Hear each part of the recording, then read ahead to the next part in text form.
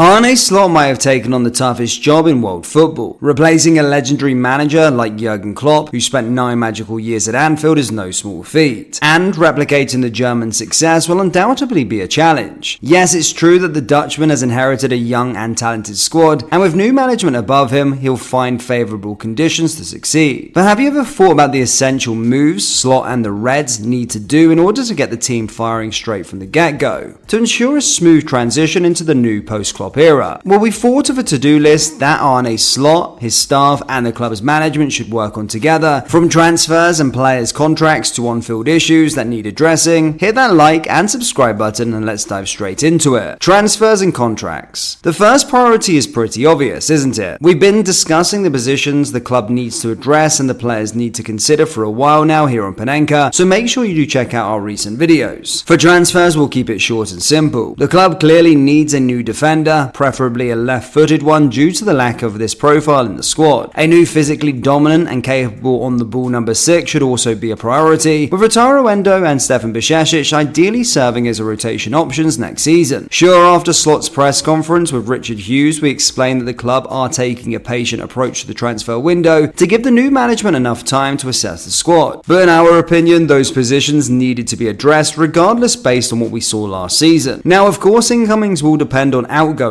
and that's why alongside transfers, we believe Slot and the new management should sort out the situation of some players. Take Luis Diaz, for example. There are multiple different reports, one that suggests that the player is staying at Anfield, and others saying he might be leaving after he returns from his international duty. This needs to be solved as soon as possible. Slot and his team will need to know if they're going to be working with the Colombian, and if not, the left wing position might need to be addressed in this transfer window. But Diaz isn't the only player with question marks around him. All of Mohamed Salah, Virgil van Dijk and Trent Alexander-Arnold all have 1 year left on their contracts. We're talking about 3 key players and pillars of this current squad, and their contracts need to be resolved as soon as possible to avoid any complications in the future. By doing this, the club can avoid needing a marquee signing to replace someone like Salah, who's often linked with a move to Saudi Arabia. This way, the club does not only save a fortune, but also ensures that they get the appropriate fee when Salah decides it's time to leave. Van Dijk, like Salah, still has a lot to offer, both through his performances on the pitch and by providing the needed leadership for the young players at the club. And as for Trent Alexander-Arnold, it would be ridiculous to let such a homegrown generational talent enter next season with only 1 year left on his current contract, wouldn't it? See, losing any of these players on a free would not only be a financial loss for the club, but also unfair to these actual legends who have given their all to help bring Liverpool back to the top. Now, keep in mind, we're not saying that Slot is solely responsible for renewing these guys' contracts. After all, he's part of a whole team. But there is no doubt he'll have some influence in making these decisions. More control during games. So our first point isn't entirely in Arne's hands, but this next one surely is. So hear us out. Slot is known to be a control freak and has often expressed his admiration for Guardiola's philosophy and style of play. Don't get us wrong, we're not saying that the Dutchman is going to make Liverpool playing like prime tiki-taka Barcelona, averaging over 70% ball possession every game, but what we are saying is that Slot will definitely work to bring more control and remove the chaotic nature of Liverpool's style of play that we've seen in recent years. By always looking for that killer pass and final pass as soon as the team regains the ball, Liverpool often made games a lot tougher than they needed to be. The Brighton and Spurs games from last season are perfect examples. Against Brighton, the Reds managed to come back in the score. Back then, we were still in the title race, so you'd expect the side to know how to handle games as it progressed. Unfortunately, the last 15 minutes were complete chaos, with Brighton having opportunities to level the score. This was due to Liverpool's play style of always looking to move the ball forward no matter what the game state was. You can see how Brighton's XG and expected threat kept on increasing in the final minutes of the game. Against Spurs, it was a different scenario, with the Reds leading by 4 goals. But again, this lack of control and the inability to kill the opposition by maintaining position showed itself, almost bringing Spurs back into the game as they ended up scoring 2 goals in the last 20 minutes. See, it was a very comfortable game that the Reds made it tougher for themselves. These issues weren't just limited to these games, it was also a recurring problem with the Reds not knowing when to slow things down and when to go more direct. Under Slot, this will most definitely change. Again, we're not suggesting that Liverpool will start dominating the ball from start to finish. Instead, the team will be more in control by picking the right moments to be direct and opting for long balls. At Feyenoord, players often chose to recycle possession instead of going long, which is why Slot's former side ranked at the bottom of the Eredivisie for most long balls attempted last season. This approach will bring a better sense of control for the Reds, denying opponents the opportunity to gain momentum and get back into games. But it will also solve another issue the Reds faced last season: stop conceding first. There's no better feeling than making a comeback during a football game, right? Especially late in the game. Now, doing it a few times in a season is good, but relying on it as your go-to strategy is when issues start to arise. Liverpool finished last season as the Premier League comeback kings, gathering 28 points from losing positions. Yes, it shows the side's determination and never give up mentality, but it also highlights another issue. The Reds conceded first 23 times last season. That's 39.6% of our games. Always going behind is not only mentally challenging for the players, but also physically draining when done constantly. The club managed to come back against Brighton, Luton Town, Newcastle and others, but look what happened in the latter stages of the season against Crystal Palace and Everton, the two games that ended the Reds' title ambitions. It is simply an unsustainable approach to have. As we said, Slot's increased control will help reduce the risk of conceding first by keeping the ball and making game less chaotic. Opponents will struggle to create opportunities, while the Reds are searching to open to score themselves. After all, a team cannot score if they don't have the ball, right? And that's the trick. Liverpool will not only have to defend out of possession, but also use their ball control as a form of defense. By keeping things less chaotic, players will manage to have more rest periods within the actual games, rather than going up and down the pitch for the majority of the match, trying to score with every opportunity and chasing back the ball when possession is lost. Now, we mentioned the Crystal Palace game, which the Reds lost at Anfield, so we need to talk about an important point that will be number 4 on Arne Slot's to-do list: better finishing. In that game, the Reds averaged 2.81 expected goals with 4 big chances created, but as we all know, we ended up scoring none, with players forgetting to put on their shooting boots. Curtis Jones and Darwin both missed huge chances, while Crystal Palace's Henderson decided to become prime Gianluigi Buffon. Unfortunately, this was a common theme last season, becoming a glaring issue in the latter stages of the campaign. The players were simply not ruthless in front of goal. Liverpool boasted the best XG in the Premier League with 89.4 last season and created the second most big chances with 128, behind only Newcastle's 134. But as we all know, the Reds missed the most big chances of any side with 79, with Núñez responsible for 27 and Mo Salah for 17. It's not that Liverpool were short on goals under Klopp. In fact, they scored the club's second highest ever tally in 2023-2024, but missing crucial chances in game-defining moments will never help a side go deep in the title race, as we all witnessed. These misses can be due to multiple reasons: physical struggles as players often find themselves exhausted after chasing games, or a mental block causing players like Darwin to make the wrong decision in crucial moments. One might say, how can Slot fix such an issue? Well, as we mentioned, when it comes to the physical side of things, with players having more control over games and being provided with some breaks during the actual game, forwards will not be physically drained, which will undoubtedly improve their finishing. For the mental block, Slot is known to be an excellent man manager. This can already be seen in his comments about how he's eager to work with Darwin Núñez, showing his support before even having a single training session with the Uruguayan. From individual talks where he pays extreme attention to every detail with his players, to drills on the training ground, familiarizing the squad with scenarios where they need to be ruthless, Slot has the ability to help players improve their finishing skills in front of goal. We've already dedicated a video on how the Dutchman improves his players, so make sure to check it out to understand what we're talking about. But for now, let us move to our final point, an issue that the Reds have been struggling with not only last season but over the past few years. However, this problem will not only be down to Slot to fix, but also the club's medical team. Yes, less injuries. Remember the 2020-2021 season when Liverpool were left with no first-choice centre-backs available due to injuries. The club even had to act in the winter transfer window, bringing Ozan Kabak on loan and playing Williams and Phillips and even Fabinho at the heart of the defence. Fast forward to the 2022-2023 campaign, and the Reds had 19 different players suffering 27 different injuries. And last season wasn't much better, was it? 22 players missed a game due to injury in the 2023-2024, combining for 362 games missed. In the end, the length and timing of these injuries proved to be costly for Liverpool's title charge. Of course, injuries can happen all of the time in a physical game like football, and obviously you can't fully control such a problem. What you can do, however, is limit the extent of these issues. We can all agree that Klopp's heavy metal football can be a reason behind some of these injuries, especially muscular ones, with players tasked with giving their all in every single game. Slot also likes to play an aggressive manner, asking players to be intense in the press and to cover vast amounts of space. So how can this issue be controlled under the new management? Well, we dug deep and found out at at the beginning of Slot's time with Feyenoord, some fans were frustrated with how often he subbed one or two of his players, mainly the wingers around the 60-minute mark. If the game state allowed him to, he might even take off another attacker so early in the game. The reasoning behind this is that the attackers have to do more of the pressing and therefore tire earlier than the other players. That's when injuries happen. They basically only play a 60 or 70-minute game, which means they can maintain a higher intensity. Another important point to highlight is that Slot often takes a long time in easing back players who were injured. He lets them first play 25 minutes, then 45 minutes the next game, and so on. The Dutchman likes to use his whole squad, and providing him with a good squad depth will be crucial for maintaining a healthy team. We also checked how often the manager makes 5 subs in a single game, and let's be honest here, he appears to do so more often than not. Sure, the quality of the Eredivisie might play a huge part in this, but it also shows the manager's willingness to rotate and give his players the needed rest. As we mentioned earlier, Slot has a keen eye for detail and is known to work closely with his fitness team. Ruben Peters will join him at Anfield and will be key for injury prevention, and with probable changes to the medical team, the club will hope to limit the injuries plague that hit the team in recent years. And that's it, guys. This is Arne Slot's to-do list to ensure optimal conditions for Liverpool, not only to have a smoother transitional phase, but also to have the best chances of winning silverware next season. So what do you guys think? Do you believe that by bringing more control, issues like conceding first and poor finishing can be improved? Do you think that Slot's rotation approach can be implemented in the Premier League? And most importantly, do you think we missed any key issues that need to be addressed? Let us know your thoughts down there in the comment section below, and remember to hit the like and subscribe button for more Liverpool deep dives. Thank you guys, and I'll see you next time. Take care. Peace.